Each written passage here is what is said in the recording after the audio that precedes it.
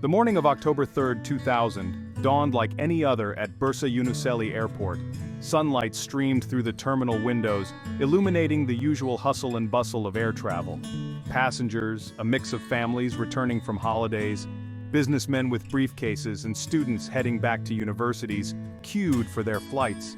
Among them, a sense of normalcy prevailed, the comfortable routine of boarding passes, security checks, and the anticipation of arriving at their destinations.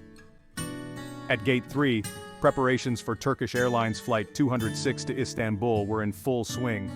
Ground crew scurried about the tarmac, loading luggage and performing final checks on the McDonnell Douglas MD-83. Inside the cabin, flight attendants, immaculately dressed in their Turkish Airlines uniforms, welcomed passengers with warm smiles. They guided them to their seats, assisting with carry-on luggage and ensuring everyone was prepared for the short flight to Istanbul. Excitement filled the air as Flight 206 taxied to the runway. A young couple, their faces glowing with anticipation, whispered excitedly about their upcoming weekend getaway in Istanbul. A businessman, his phone glued to his ear, finalized a deal, oblivious to the quiet hum of anticipation building around him. For most on board, it was just another routine flight on a crisp autumn morning, a brief pause in the rhythm of their everyday lives. With a gentle lurch and the powerful roar of its engines, Flight 206 took to the skies. As the plane ascended through the clouds, the city of Bursa shrunk below, transforming into a tapestry of rooftops and winding streets. The sun glinted off the Sea of Marmara in the distance, painting a picturesque backdrop for the journey ahead. Little did anyone know, this seemingly ordinary flight was about to take a terrifying turn.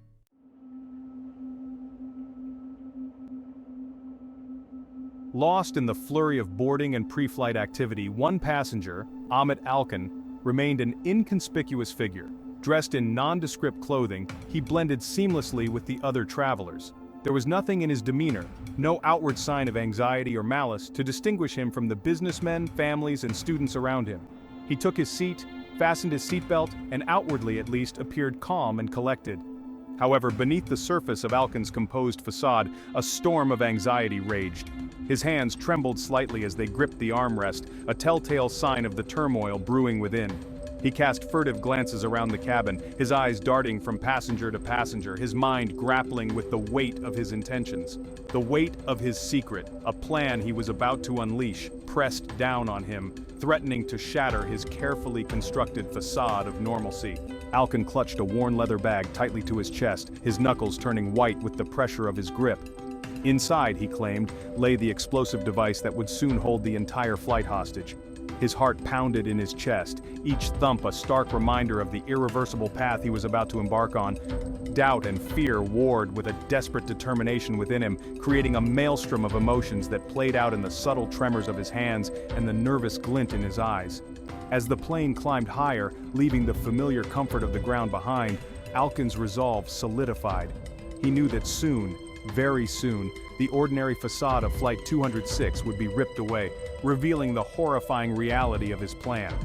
The unsuspecting passengers around him, lost in their own thoughts and conversations, remained oblivious to the imminent danger that lurked within their midst. The countdown had begun.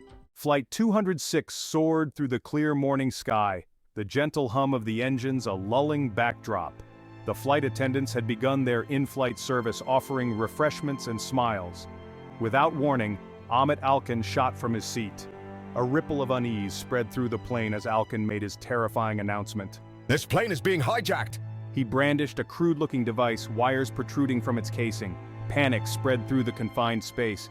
The tranquil scene dissolved into chaos. The initial shock gave way to a suffocating fear that pressed down on the passengers of Flight 206.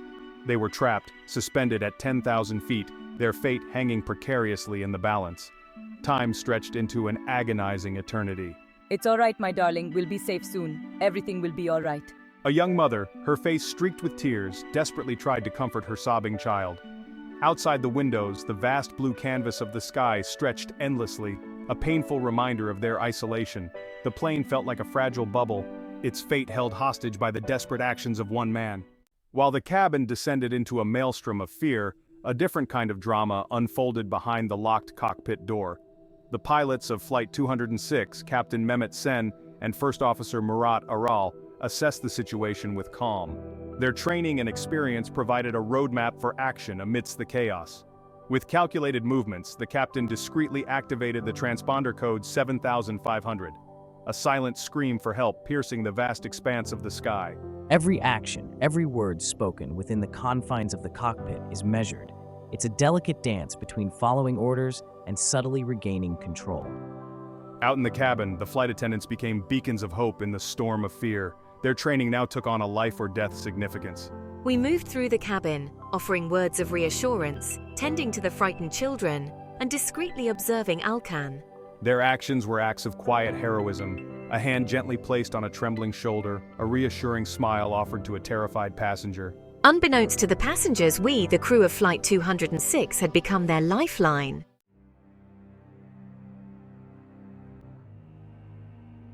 The terrifying announcement hung in the air, a specter of fear that silenced the once mundane hum of the aircraft. Alkan, emboldened by the palpable terror he had instilled, paced the aisle, his crude device a constant menacing presence. I demand the flight be diverted to Tehran, Iran. The Turkish government must pay for its injustices.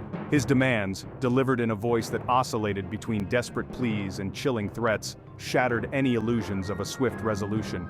He railed against the Turkish government, his words a confused jumble of political grievances and religious fervor. You all listen. This is for the injustices, for the oppression. We will not be silenced. His eyes, wide and unblinking, scanned the faces of the passengers, searching for any flicker of defiance, any hint of resistance that might unleash the volatile fury that simmered just beneath the surface. The passengers, stripped of their individual identities, became a captive audience to Alkan's terrifying performance. Do not test me. This device will bring down this plane if my demands are not met. The air grew thick with the stench of fear and uncertainty as Alkan's rant continued.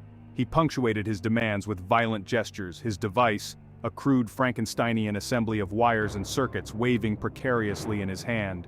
The plane, once a symbol of freedom and mobility, had become a prison, its occupants bound together by the invisible chains of terror and the desperate hope for a safe resolution.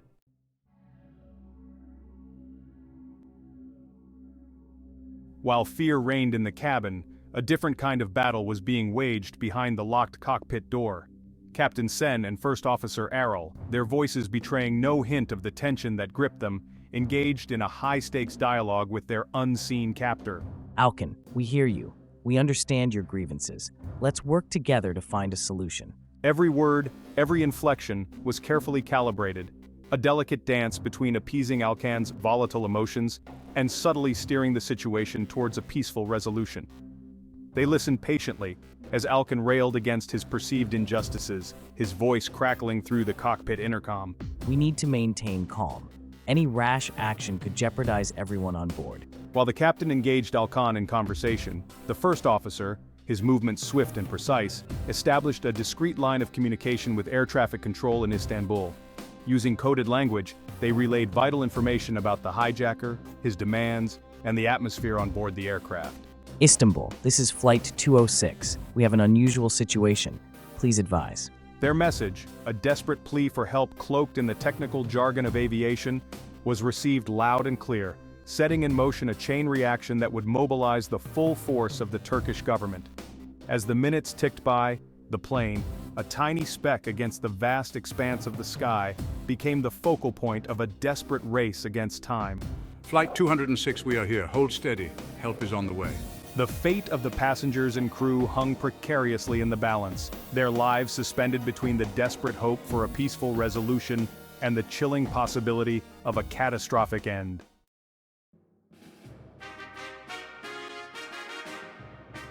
Time, the most precious commodity in a hijacking situation, was on the side of the authorities. As the wheels of intervention began to turn on the ground, the pilots of Flight 206 employed a calculated deception, a carefully crafted narrative designed to buy them more time. We are approaching Istanbul for a scheduled refueling stop. The captain, his voice betraying no hint of the high-stakes game they were playing, informed Alkan that they were approaching Istanbul for a scheduled refueling stop.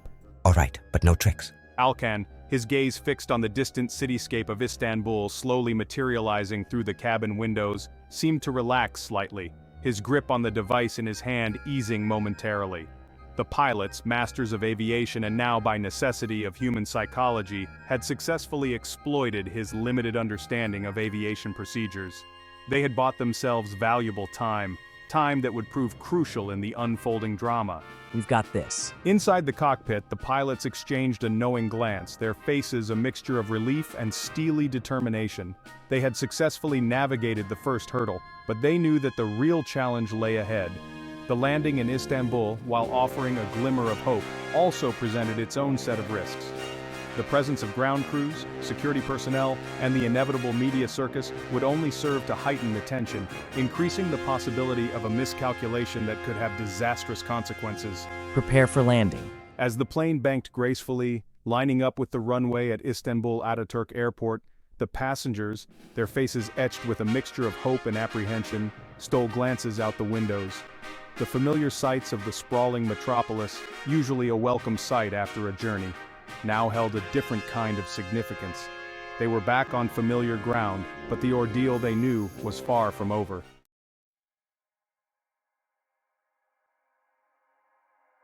The transponder code 7500 flashed at Istanbul Ataturk Airport, triggering a swift, well-rehearsed response.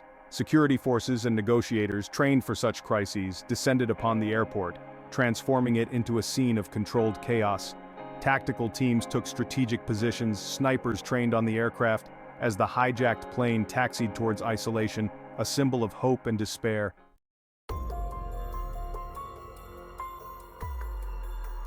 News of the hijacked flight spread through Istanbul, igniting fear and uncertainty. Television screens across the city flickered with breaking news, images of the grounded aircraft a constant reminder of the crisis. Families of passengers converged on the terminal, their faces etched with worry, as Turkish authorities assured the public of their efforts for a peaceful resolution.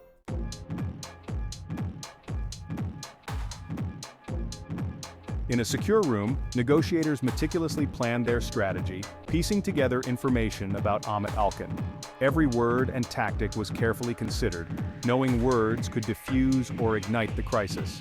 The lead negotiator, bearing the weight of responsibility, prepared to connect with Alkan, hoping to penetrate his fog of fear and anger.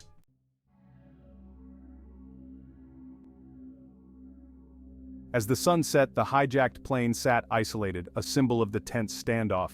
Inside, passengers endured the agonizing wait, their faces reflecting fear and dwindling hope.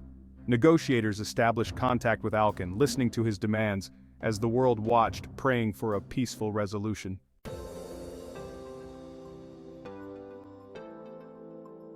As dawn approached, a glimmer of hope emerged. The lead negotiator reported a subtle shift in Alkan's demeanor, leading to a small victory. Alkan allowed food and water for the passengers. Energized by the breakthrough, negotiators pressed their advantage, hoping for a peaceful resolution.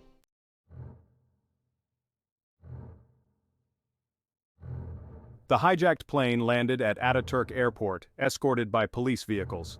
News helicopters circled overhead, broadcasting the tense scene to a global audience. Inside, passengers clung to hope, while outside, security personnel established a tight perimeter, ready for any outcome.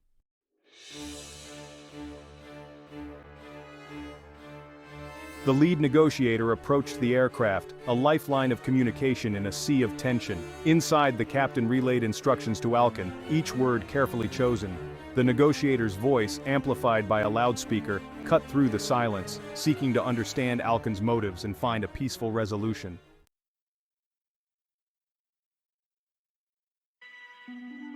The tense conversation between the negotiator and Alkan continued, a high-stakes game of chess. Alkan's initial bravado waned, replaced by the weight of his actions. The negotiator offered hope, appealing to Alkan's humanity as the world watched, holding its breath.